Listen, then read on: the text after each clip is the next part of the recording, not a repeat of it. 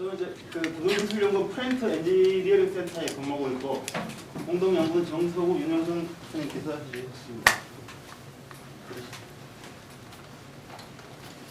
요즘 이제 가스화 쪽에 그 관심이 굉장히 집중되고 있는데 그건 이제 석탄을 지금 가스화해서 수소를 만들려는 그런 미국의 그 DOE 20일 어떤 그런 이제 정치 연구 계획이나 이런 쪽에 기반해서 가스화 쪽에 관심이 집중되고 있습니다. 그리고 이제 국내에서도 그 석탄을 가스화해서 발전하는 그런 이제 그 발전 플랜트 건설을 지금 이제 계획하고 있고 곧 가시화될 예정입니다. 그런데 이런 가스화기는 그 어떤 기상에서 어떤 난류동 그리고 뭐 가스화 반응이 일어나고 그다음 입자가 뭐 이렇게 운동을 하고 휘발화가 일어나는 그리고 대류 복사 등 굉장히 복잡한 현상이 일어납니다. 그래서 이런 것들을 이제 실험으로 다 하게 할 수 없기 때문에 어떤 그 전산 위치에 그걸 이용한 그 모델링 쪽 연구가 외국에서도 많이 이루어지고 국내에도 일부 이루어지고 있습니다. 그런데 실제적인 어떤 그 가스화기 설계 관점에서 함천 해석 연구는 크게 지금 없는 그런 상황입니다. 그래서 이 연구에서는 그 이런 CFD를 이용해서 액상 연료를 대상으로 하는 이제 그 분리층 가스화기의 3차 해석 방법을 개발하고 그리고 실험 결과하고 일단 비교해보고 그다음에 이제 그 목적으로 하는 5톤 규모의 가스화기 개념 설계에 적용하고자 했습니다. 근데 이제 지금 말씀드릴 내용이 가스화 쪽도 좀 초점을 맞춰서 말씀드릴 수가 있을 거고 그다음 CFD 적인 관점에서도 말씀드릴 수 있을 건데 오늘 주로 이제 말씀드릴 내용은 이제 이걸 이용해서 장치 설계에 어떻게 적용을 하나 그런 부분에 초점을 맞춰서 말씀드리겠습니다. 가스화 계열을 간단히 말씀드리면은 가스화는 이제 그 우리가 알고 있는 뭐 산화와 조금 다르게 일단 그 필요한 어떤 산소량을 조금 줄이는 상태에서 반응을 시켜서 결국에 그 프로덕트가 CO나 H2 수소가스로 이제 어떤 연료에 포함된 C나 H를 변환시키는 그런 기술이 되겠습니다. 이 경우에 그 주로 순산소를 사용하고요. 그리고 이제 그 연료중에 포함된 어떤 그 불연물들은 고온에서 보통 이제 1500도까지 이제 온도를 올려서 완전히 멜팅시키는 그런 기술이 되겠습니다. 그래서 프로덕트는 이제 CO나 H2 합성가스가 나오고요. 그리고 불연물은 완전히 멜팅된 어떤 그 슬랙 형태로 배출되는 그런 특성이 있습니다. 이런 어떤 특성 때문에 환경적으로 굉장히 무해하게 이런 어떤 그 연료를 이용할 수가 있겠습니다. 그래서 이제 그럼 이런 가스화를 이용해서 어떤 반응기들이 쓰였냐를 보시면은 주로 이제 뭐 많이 아시는 이제 무빙 베드 이거는 이제 고정층입니다. 그래서 뭐 석탄이나 이런 것들을 뭐 폐기물이나 이런 것들을 이제 베드에 쌓아두고 밑쪽에서 산소를 불어넣어서 반응을 시키는 방식이 되겠습니다. 그리고 유동층도 많이 사용이 되고요. 지금 저희 쪽에서 그 연구한 내용은 분류층이 되겠습니다. 이거는 그 굉장히 파인한 어떤 퓨어를 이제 반응기대로 집어넣고 체류 시간도 굉장히 짧습니다. 저희 같은 경우는 보통 5초 이하고 1에서 한 10초 정도. 그리고 가스화기 출구 온도가 높은 상태. 합성가스가 만들어져서 바깥으로 이제 반응기 출구에서는 보통 한 1200도 정도 온도가 되겠습니다. 이걸 이제 모델링하기 위해서 어떤 현상들이 일어나나 그것들 모델을 정리해 보면은 일단 난류입니다. 그래서 이제 난류의 유동에 의해서 어떤 입자가 반응기 안으로 들어가면은 일단 입자의 그 트랜스포터가 일어나겠죠. 입자가 움직이고 그 다음에 아까 했던 그 고온의 상황이기 때문에 열 전달이 일어나겠습니다. 이건 이제 컨벡션하고 라디에이션이 일어나겠고요.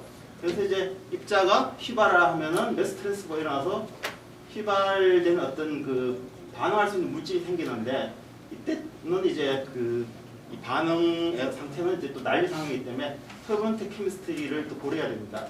그리고 이제 반응 시간 이제 이런 어떤 그 가스화 상태에서 일어나는 반응식들을 고려해야 됩니다.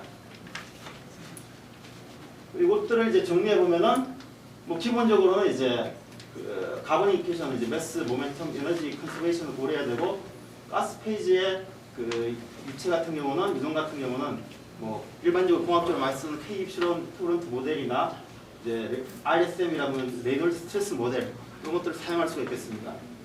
그리고 터부런트 리액션 쪽은 뭐 많이 쓰는 게 이제 믹스 프랙션, 뭐 PDF 모델 이런 것들을 사용하게 됐습니다. 그리고 입자가 움직이는 것은 이제 라그란지안 파티클 트래킹 쪽 기법을 주로 사용하고요. 그다음에 이제 그 액적이 휘발화되는 것은 이제 원스텝의 휘발화 모델, 그리고 이제 뭐 액적이 히팅되는 것들, 그런 것들을 이제 여러 가지 모델을 사용해서 계산을 해야 될 그런 필요성이 있겠습니다.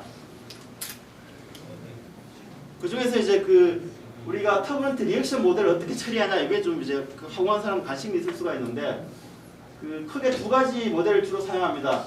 그래서 우리가 많이 쓰는 건 뭐 보통 파인레이트 리액션 모델을 이제 주로 사용하는데, 저희 여기서는 이제 믹스처 프랙션 PDF 모델을 사용했습니다. 요 같은 경우는 이제 그 어떤 믹스 프랙션의 보존식을 계산합니다. 그래서 여기는 이제 믹스처 프랙션이라는 거는 어떤 연료가 어떻게 움직이나, 그 다음에 산화적이 어떻게 움직이나, 요거를 이제 쭉 계산한 다음에 그 국부적인 평형을 고려해서 뭐가 이제 생성이 되는지 계산하게 됩니다. 그래서 최종적으로 생성가스의 농도 계산은 딥스프링 에너지 처사 방법을 이용해서 계산을 하게 되겠습니다. 우선 그 이런 어떤 그 해석 결과가 어느 정도 그 실험 결과와 비교해서 맞는지 비교하기 위해서 이런 해석 조건을 사용했습니다. 가스하기는 일단 저희 쪽에서 실험한 원통형 가스하기를 사용했고요. 직정이 300mm, 길이가 이제 1.8m입니다. 연료는 이제 그 42.7kg 정도 시간당 들어가는 조건이고요. 그리고 산화제는 이제 순산소입니다. 연료 1kg당 이제 1kg, 1입니다.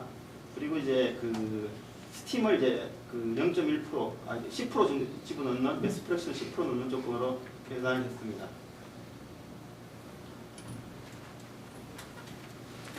계산에 사용한 지오메트리하고 메시 구조입니다. 또 뭐 여기 축대층이 있는 형태이기 때문에 중안에 시메트릭 플랜을 집어넣고 바깥에 월은 이제 녹슬립의 라디에이션의 약간 그 월 조건을 사용했습니다. 메시는 약 3,000개 정도로 이렇게 전체 구간을 분할해 줬습니다. 이렇게 우선 이제 계산한 결과를 이렇게 보여드리는 겁니다. 보시면은 이제 이게 유속 분포고요. 그러니까 입구 쪽에서 뭐 한 150m/s 이렇게 굉장히 높은데, 전체적으로는 굉장히 한 1m/s 이하로 낮은 어떤 유속 분포를 보여주고 있습니다. 그리고 온도는 이제 그 높은 데서 순산소 쪽에 반응이기 때문에 3000도에서 출고 쪽에는 뭐 이렇게 약 1200도 이렇게 좀 보여주고 있습니다. 그리고 오토 농도는 이제 그 가스화 조건에서는 그 유입 부분만 굉장히 이제 산소 농도가 높게 나타나고, 반응기 전 구간에 산소가 거의 이제 0에 가깝게 이렇게 예측이 됩니다. 그 외에 이제 그 CO나 H2 가스, 그리고 H2O, CO2 이런 어떤 가스들의 농도 분포를 이렇게 쭉 계산한 결과가 되겠습니다. 그리고 이제 그 전체적인 그 구성된 프로세스는 이렇게 지금 구성이 되어 있습니다. 그래서 이 부분이 이제 가스화가 일어나는 가스화 반응로 부분이고요. 그래서 여기에 필요한 산소, 여러 가지 뭐 액상의 어떤 그 시료나 뭐 여러 가지 시료들을 이렇게 공급할 수가 있겠습니다. 이렇게 가스가 발생되면은 그 가스를 정지하고, 여기는 이제 그 프레스텍에서 태워서 지금 처리를 하고 있습니다. 여기 실제 실험 결과고요.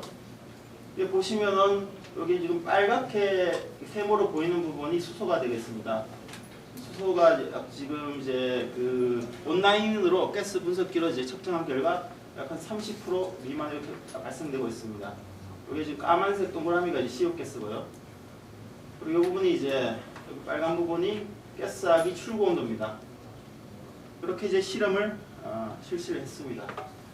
그걸 이제 결과 이렇게 비교하면은 그 CFD 같은 경우 CO 뭐 약 52%였는데 측정치는 약 한 50%, 수소 45%, 측정치도 좀 유사하게 이렇게 나왔습니다. 그래서 이제 이 부분을 이제 제가 보여드리는 이유는, 이런 어떤 CFD라는 부분이 이제 만일 또 기계 쪽에서 우리나라에서 굉장히 많이 사용하고 있고, 저는 학원하는 사람 입장에서 반응기에 이걸 적용했을 때 얼만큼 이제 그 실험 결과와 좀 이렇게 맞을 수 있나, 이것들을 봤을 때 예상외로 그 출구에서 어떤 값은 유사하게 그렇게 나타남을 알 수가 있었습니다.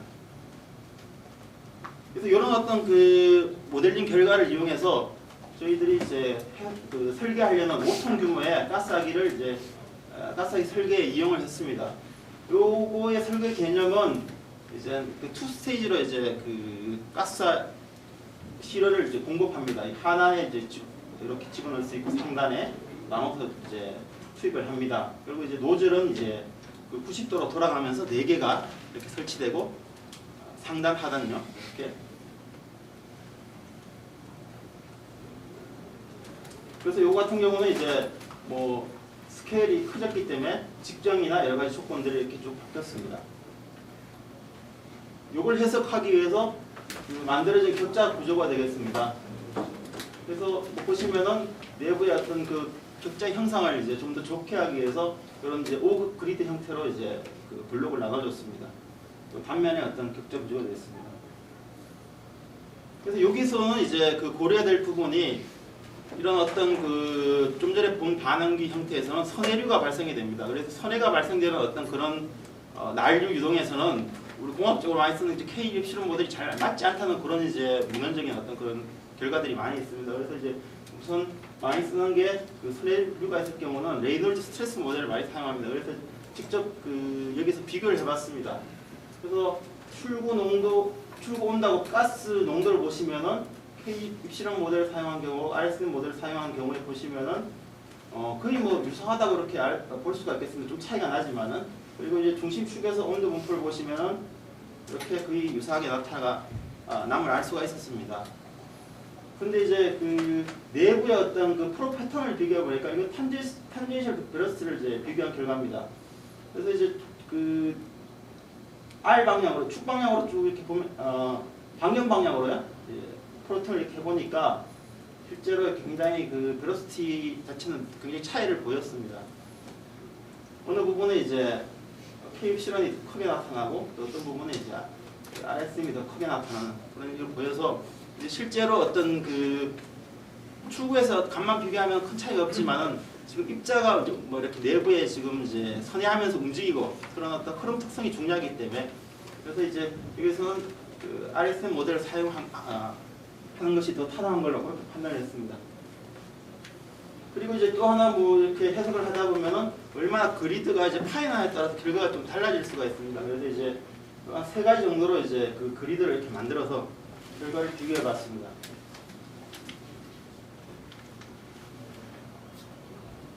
그래서 그 출구 온도 같은 경우는 뭐 좀 더 이렇게 격자가 이렇게 파인해지면서 거의 뭐 미디움 이상에서 유사하게 그렇게 나타났고 해석 시간 같은 경우는 호스한 경우는 이제 45분에서 파인한 경우는 이제 약 10배 이상 이렇게 차이가 났는데 이 정도면 이제 충분한 걸로 그렇게 판단이 됐습니다. 출구 농도도 뭐 이쪽 부분에 크게 차이가 없기 때문에 한 이 정도 미디움 개수 정도가 충분하다 그렇게 판단을 해서 이제 해석을 진행했습니다.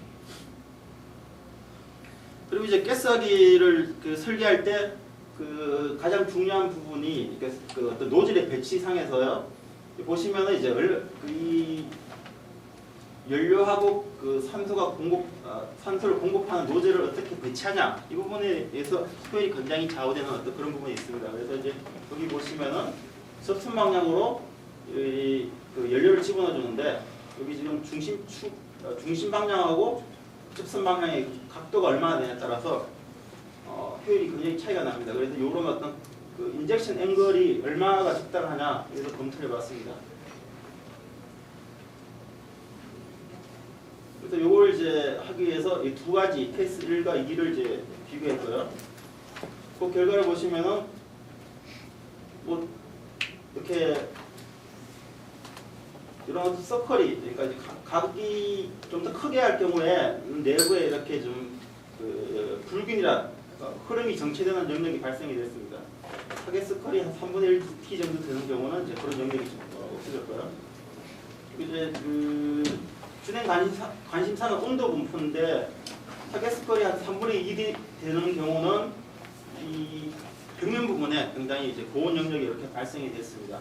그래서 이 부분이 왜 중요하냐면은 아까 말씀드린 이 깨싸기는 온도가 내부에 한 1500도 정도 됩니다. 그래서 이제 표면이 이제 캐스타블로 지금 되어 있는데 온도가 벽면에서 너무 높은 경우는 캐스타블에 손상이 발생이 되기 때문에 적절히 이제 그 온도가 어떤 그 캐스타블에 영향을 미치지 않는 범위 내에서 이제 온도 분포가 발생이 돼야 됩니다. 그래서 이거 같은 경우는 이제 어떤 그 입자 용융, 그러니까 벽면에서 멜팅의 효과는 굉장히 좋을 수 있으나 어떤 그 캐스타블에 악영향을 미칠 수 있는 그런 이제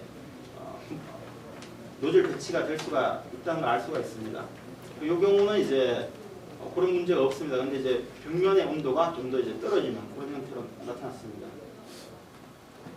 그래서 이제 그 결국에 이거를 한 이유는 우리가 어떻게 설계를 했을 때 가스화학의 효율이 어떻게 나타나나 그렇게 예측하는 게 목표였는데, 그래서 이제 그 가스화학의 효율은 보통 탄소 전환율이라는 거하고 냉가스 효율이라는 걸로 이제 계산을 하게 되겠습니다. 그래서 탄소 전환율은 총 탄소가 얼마 들어갔는데 생성 가스 내에 이제 그 가스로 만들어진 탄소가 얼마냐.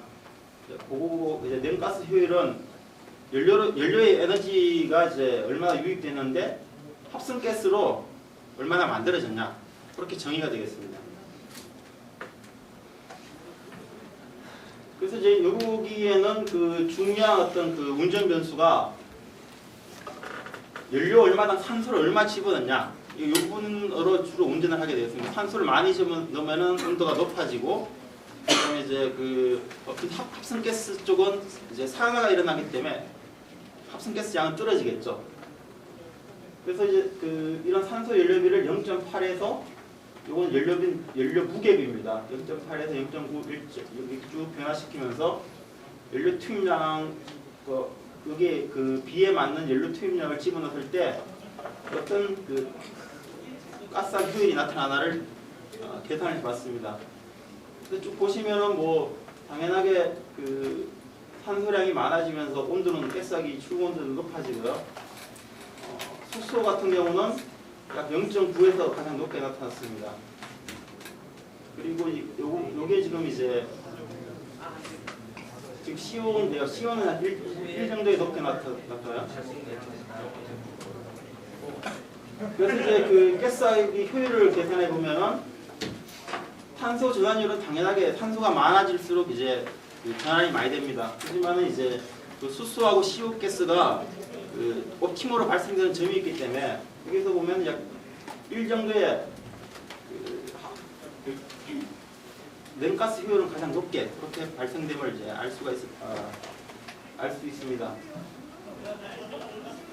그 다음에 지금 이제 그 계산을 해본 거는 지금 상단하고 하단이 있는데 상단에 얼마나 연료를 집어넣고 하단에 얼마나 이제 연료를 집어넣을 때 효율이 어떻게 달라지나 그런 것들을 이제 조건을 설정해서 계산해 봤습니다.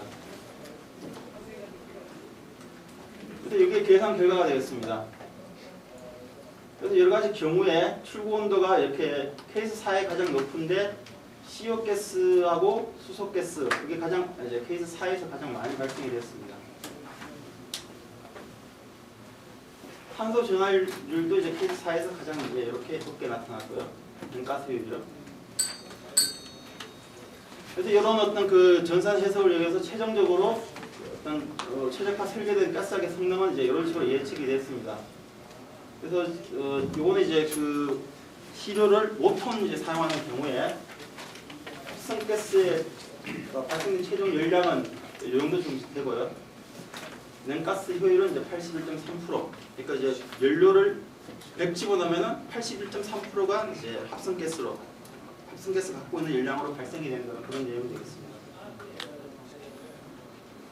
결론을 말씀드리겠습니다. 그래서 이 CFD를 이용해서 그 어떤 가스와 반응이 일어나는 반응비 계산을 해봤는데 성하계로 어떤 추구에서 값은 이제 잘 맞게 그렇게 계산이 되었습니다.